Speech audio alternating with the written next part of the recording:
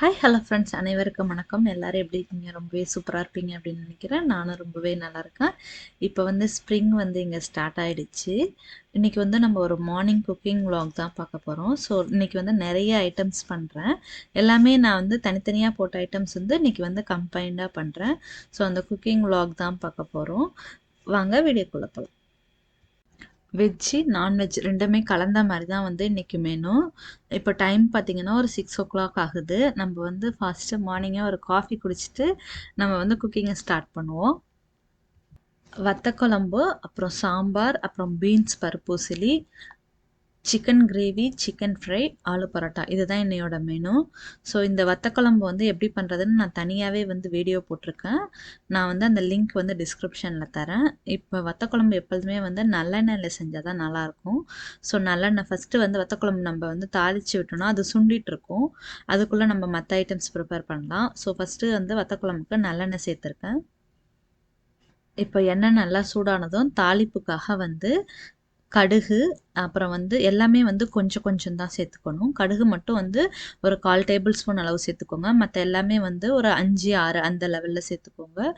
கடுகு, அப்புறம் ஒரு 5, 6 வெந்தயம், ஒரு 4 மிளகு, கொஞ்சம் போல் சீரகம், அப்புறம் ஒரு 4, 5 துவரம்பருப்பு சேர்த்துக்கிட்டிங்க அப்படின்னா இது வத்த குழம்புக்கு தாளிக்கிறப்ப வாசனையாக இருக்கும்.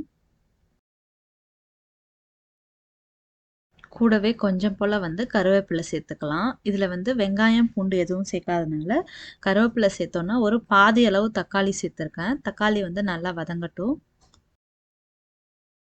இப்போ தக்காளி நல்லா வதங்கினதுக்கப்புறம் அது கூட குழம்பு மிளகாத்தூள் காரத்துக்கு ஏற்ற மாதிரி நான் ஒரு 2 டேபிள் ஸ்பூன் அளவு சேர்த்துருக்கேன்.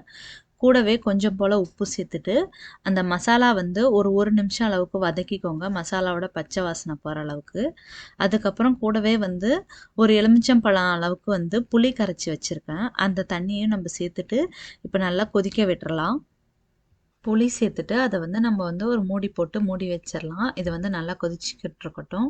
அதுக்கட்டி நம்ம சாம்பாருக்கு இப்போ காயெல்லாம் ரெடி பண்ணிட்டோன்னா நம்ம இது முடித்தோன்னே இது கொதிச்சோன்னே இது கூட ஒரு மசாலா சேர்க்கணும். அது நான் ஆல்ரெடி தனியாக வறுத்து அரைச்சி வச்சுருக்கேன். இதுக்கு என்னென்ன சேர்க்கணும் அப்படின்னு சொல்லிட்டு நான் உங்களுக்கு டிஸ்கிரிப்ஷனில் தரேன், செக் பண்ணி பாருங்கள். இப்போ வத்த குழம்பு ஓரளவு கொதிச்சிச்சு. இது கூட நம்ம வறுத்து அரைச்சி வச்சுருக்க மசாலா சேர்த்துடலாம். என்னென்ன மசாலா சேர்க்கணும் அப்படிங்கிறத நான் டிஸ்கிரிப்ஷனில் தரேன், செக் பண்ணி பாருங்கள்.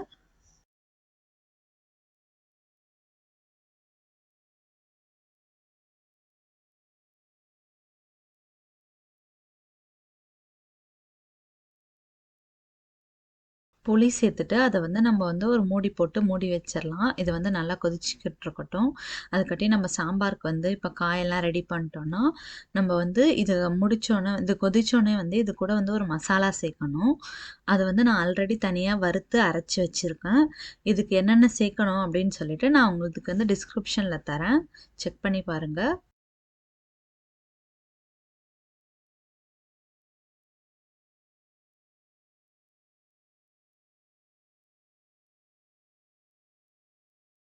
வெங்காயம், தக்காளி சேர்த்துக்கலாம். கூடவே கத்திரிக்காய், முருங்கைக்காய், அப்புறம் கேரட், பீன்ஸ், நம்மள்ட்ட என்ன சாம்பார் காய் இருக்கோ எல்லாத்தையும் சேர்த்துட்டு ஒரு வாட்டி அதை ஒரு நிமிஷம் அளவுக்கு ஜஸ்ட்டு அந்த காயை வதக்கிட்டு கூடவே ஒரு டேபிள் ஸ்பூன் அளவுக்கு குழம்பு மிளகாத்தூளும் அப்புறம் அந்த காய்க்கு தேவையான அளவு உப்பும் சேர்த்து வேக விட்டுடலாம்.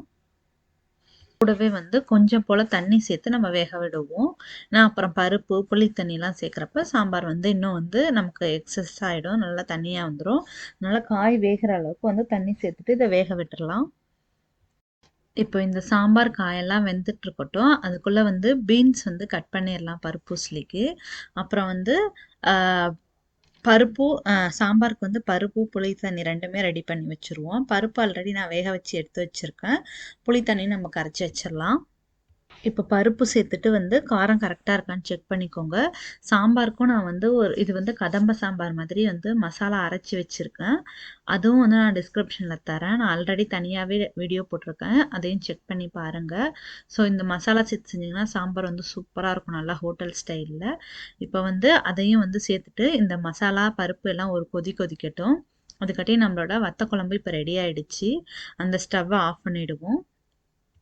இப்போ சாம்பாருக்கு வந்து புளி தண்ணி எல்லாமே சேர்த்துட்டு இதுக்கு வந்து ஒரு நெல்லிக்காய் சைஸ்க்கு தான் புளி கரைச்சி ஊற்றிருக்கேன். ஸோ எல்லாமே சேர்த்தாச்சு. கடைசியாக வந்து சாம்பார் ரெடி ஆயிடுச்சு.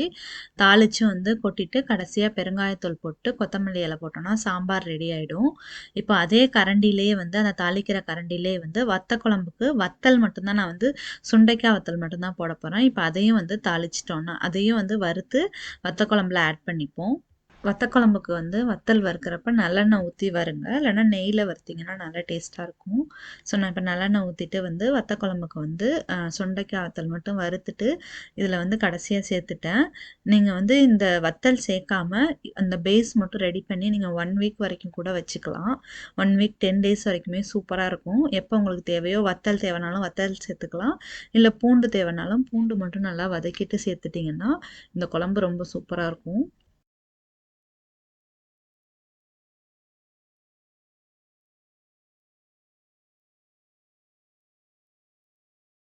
இப்போ வத்த குழம்பு, சாம்பார் 2மே ரெடி ஆயிடுச்சு. நான் அந்த வத்த குழம்ப மட்டும் வேற ஒரு பாத்திரத்துல மாத்திட்டு, அதே கடாயில வந்து பீன்ஸ் வந்து வேக வைக்க போறேன். பீன்ஸ் பருப்பு உசிலிக்கு. அப்புறம் இதில இட்லி குண்டான்ல வந்து அந்த பருப்பு, துவரம் பருப்பு, கடலப்பருப்பெல்லாம் வந்து மிளகாய் போட்டு அரைச்சிட்டு, இதையும் வந்து வேக வச்சிருக்கேன். பீன்ஸ் பருப்பு உசிலியும் நம்ம தனியா வந்து சேனல்ல ஷேர் பண்ணியிருக்கோம். செக் பண்ணி பாருங்க.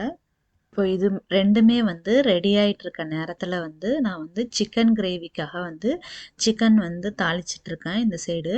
இது வந்து கொஞ்சம் காரசாரமாக ஆந்திரா ஸ்டைல் சிக்கன் கிரேவி தான் பண்ண போகிறேன். ஸோ அதோட லிங்க்கும் வந்து நான் டிஸ்கிரிப்ஷனில் தரேன், செக் பண்ணி பாருங்கள். இந்த வந்து ஃபஸ்ட்டு நம்ம ஸ்பைசஸ்லாம் சேர்த்துட்டு அப்புறம் வெங்காயம் சேர்த்துருக்கேன். நல்லா 2 போல் பெரிய வெங்காயம் சேர்த்துட்டு வந்து அது எல்லாமே வந்து வெங்காயம் நல்லா வதங்கட்டும். அடுப்பை வந்து ஒரு மிதமான சூட்டில் வச்சுட்டே வெங்காயம் வதக்குனா தான் வந்து நல்லாயிருக்கும்.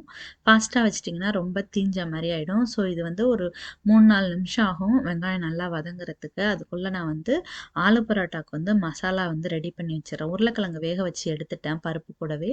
ஸோ அதை எடுத்துட்டு வந்து ரெடி பண்ணிடுறேன். மாவு மட்டும் நான் நேத்தியே பசைஞ்சு வச்சுட்டேன். இப்போ வந்து நம்ம வெங்காயம் நல்லா வதங்கிருச்சு.